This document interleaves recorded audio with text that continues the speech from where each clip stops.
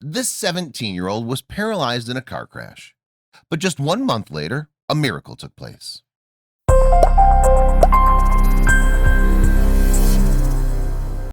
When teenager Lacey Johnson hopped into the car belonging to her closest friend's mom in June 2019, she couldn't possibly have known how significant that journey would become.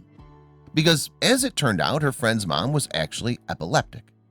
And when she started suffering from a seizure behind the wheel, disaster struck. As Johnson's driver slipped into an epileptic fit, the teenager realized that she had to act fast. After all, the car was now barreling forward with no one in control. But from her position as a passenger, she was unable to reach forward to take command of the wayward automobile. In the heat of the moment, Johnson managed to unfasten her safety belt. She presumably intended to get into an appropriate position in the driver's seat to take over from her friend's incapacitated mother. But before she could grab the wheel and apply the brakes, the car came to a crashing stop, and her life changed forever. Up until the point of this fateful incident, Johnson had reportedly been a regular 17-year-old girl. Indeed, according to family members, she was a bright and sharp individual. Yet her life had not been without its trials. In fact, the teen herself had been going through a period of loss. Together with 4 brothers and sisters, Johnson had been mourning the recent passing of her grandma. This woman had been raising the 5 siblings, and her death had only occurred about a year before the 17-year-old's accident. So it had already been a fraught time for the adolescent and her family. Of course, there's never a good time for a young family member to become involved in a life-altering accident, but given the already trying time that they were going through, Johnson's car crash was devastating to her family. And initially, it was unclear whether or not the young girl would even survive her injuries. The incident came about as a result of Johnson's driver, the mother of her friend, suffering an epileptic fit. According to the Mayo Clinic, epilepsy is a central nervous system, neurological disorder in which brain activity becomes abnormal.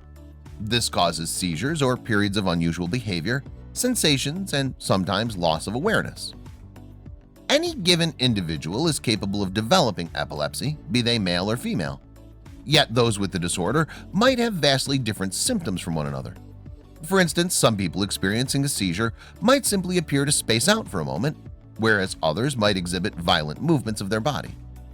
There are, however, a number of medicines available which can help alleviate seizures brought about by epilepsy. In fact, in recent years, a number of new products have come on the market to help in this endeavor. But for a sizable minority of sufferers, seizures can prove quite hard to manage. Given the nature of seizures, people can be placed in danger if one occurs at an inopportune moment. For example, the Mayo Clinic claims that epileptics are between 15 and 19 times more inclined to die by drowning than other people. After all, if a person suffers a seizure in the bath or while swimming, emerging safely might prove difficult.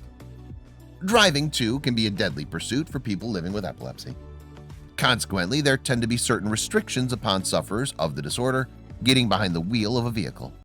However, those able to demonstrate that their illness is under control are often permitted to drive. Throughout America, in fact, epileptics are allowed to drive if their disorder is manageable. The specifics, though, differ from state to state. For instance, in 6 states, an epileptic person's doctor is obligated to inform the relevant authorities of the diagnosis, whereas in the remaining 44 states, the patient must do so themselves. If an epileptic person in America can prove that they haven't suffered a fit in the last 3 to 12 months, they can drive. But these regulations are by no means entirely infallible, and accidents still can occur. And as we can see from Lacey Johnson's story, the consequences can be very serious indeed. On June 7, 2019, Johnson was a passenger inside a car driven by her friend's mom. At some point during the journey, as we now know, this woman started having a seizure. So the 17-year-old took off her safety belt to try to bring the vehicle under her control, but she was too late. With Johnson unrestrained, the car veered off from its course and smashed into the curb. Then it collided with a second vehicle powering down the road. The car transported the teen, her pal, and her pal's mother, then flipped over. The 17-year-old was tossed out from the vehicle and onto the hard ground. Speaking to ABC 13 News less than a month after the shocking incident occurred, one of Johnson's aunts described what had actually happened on that fateful day. The women were in the car, The drivers started to seize and the accident happened, she told the network. The vehicle flipped 3 times. In the wake of the accident, Johnson was transported to Memorial Hermann Texas Medical Center's Red Duke Trauma Institute in Houston. She was taken there by the Life Flight Service. Established in 1976, Life Flight sees emergency patients rushed away by air to receive hospital care. When Johnson arrived at the medical facility, the extent of her injuries became clear.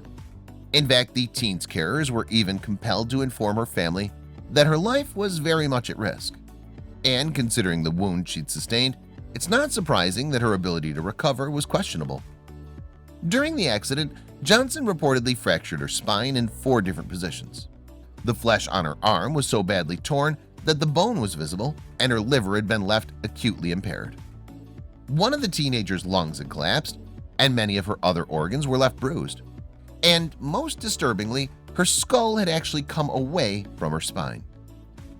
Johnson's aunt detailed these shocking injuries to ABC 13 News in the month after the accident occurred. Our baby is bleeding from her abdomen and her liver. We're told that she had her spine broken in 4 different areas, the devastated family member stated. She had to have her skull reattached. As a result of Johnson's injuries, she was initially only able to breathe with the assistance of specialized equipment. And on top of that, the teen's left side succumbed to paralysis. The sensitivity of her right side, meanwhile, was compromised, all of which meant that the 17-year-old was in a state that would require a number of surgical procedures. Lacey has had over 9 procedures, Johnson's aunt said, as reported by Click to Houston in June 2019. But grueling as these operations must surely have been, eventually the teen's condition stabilized. So with the initial threat to her life now apparently under control, the work towards her recovery could begin. As June melted into July, Johnson was in the process of attempting to restore the functions of her body. But given the severity of her injuries, as well as the subsequent paralysis, that was no easy task. However, as her aunt told ABC 13 News, the teenager had people around her all the way. "We put pictures up in Lacey's room," she said. "I'm fighting for them, and the them is her brothers and sisters," Johnson's aunt said. "We try to remind her that together we're going to get her through this. But of course, certain days were less manageable than others." But despite the obvious hurdles facing the teen, her family expressed optimism in the wake of the accident. Her aunt, in fact, was quick to point out her niece's strength of character to Click to Houston. "Lacey has a lot of wit and is a firecracker," she stated. "That's how I know she's going to pull through." And even though there was still a long way to go, Johnson's doctors quickly expressed that things were going well. That proclamation, in fact, came less than a month after the accident actually occurred. The teen, it seemed, was working hard to take back her health, but she wasn't alone. A number of weeks after Johnson's accident, a GoFundMe page was set up to raise money for the teenager and her family. After all, it wasn't just the 17-year-old herself that the accident affected. A number of her brothers and sisters were still in school and they required care as well. As of the middle of August 2019, the GoFundMe page had raised just over $12,000 for Johnson and her family. Indeed, in the month or so since it had been created, the page received donations from over 200 people, and many left comments in support of the recovering teenager. "Stay strong," one individual wrote in the comment section of the fundraising page dedicated to Johnson and her clan. "It can become way too easy at times to ease off the hard work of recovery. Self-motivation can sometimes diminish on bad days. Don't give in to the enemy. Stay strong." And another person wrote, "Lacey's story touched my heart. I'm also well aware of how minor things, like the cost of daily parking in the hospital, can be a worry and a distraction to family in crisis. Prayers for your continued recovery, and also for your supportive and loving family." That same month, it seemed like Johnson's strength of character and all the support she'd been receiving was paying off. Indeed, with the help of therapy sessions, the teenager had managed to restore the capabilities of her arm and leg on her left side. She was, in fact, even able to walk once more. Clearly, the teen's recovery was going well. As an update on Johnson's GoFundMe page put it, "Lacey's determined to walk again. Did whatever the therapist instructed her to do. Lacey being here today is nothing but a miracle. Indeed, given the initially grim prognosis, one might be forgiven for deeming her speedy improvement nothing short of miraculous." And just under 2 months after the terrible accident, Johnson herself was even chatting to the press about her situation. If her words are anything to go by, it seems that the teenager's speedy recovery had reaffirmed her faith. Speaking to the Mail Online, she said, "God is real because I'm not supposed to be here right now." Johnson also updated the website about her progress in physical therapy. "I learned how to walk up and down stairs. I walked on a treadmill, which was weird," she said. "I'm mostly working on my left arm, picking stuff up and putting stuff down, and I'm just ready to go home." And it appears that the teenager's wish came true shortly after she spoke to Mail Online. The website in fact suggested that she was due to be released from hospital within a matter of days of that article's publication. But of course, going home wouldn't mean an end to the hard work required of Johnson. As the Mail Online reported, Johnson would still require regular therapy sessions each week in order to support her recovery. But she wouldn't yet be in a position to rejoin her classmates at school. In fact, the article suggested that she would be educated from home for a number of months before returning to Houston's Cypress Ridge High. And Johnson herself appeared to be eager to pick up on her education. She even went as far as to express her future plans to Mail Online. "I want to be an advocate and talk to juvenile delinquents," the teen said. "I was a bad kid, and I want to tell them it's not worth it." But first things first, because there's the matter of Johnson's recovery to manage. And while things have undoubtedly been going very well for the teen, the process is far from complete. But thankfully, she's been receiving lots of support.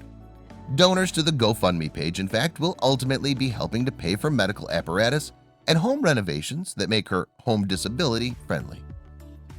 In the meantime, Johnson's family members have expressed their gratitude to all those that have helped them through this trying time. After all, it can't have been remotely easy. "We're just doing exactly what God gave us the responsibility of doing," the teen's aunt told ABC 13 News. "And that's to take care of her and protect her." With the support of family, friends, and well-wishers, Johnson has learned how to walk again in a short period of time. Yet the accident undoubtedly altered her life, and a more complete recovery will take a lot more work. Her GoFundMe page, in fact, summed up the situation quite concisely. "Her story is not over," it says. "She's just on to a new chapter."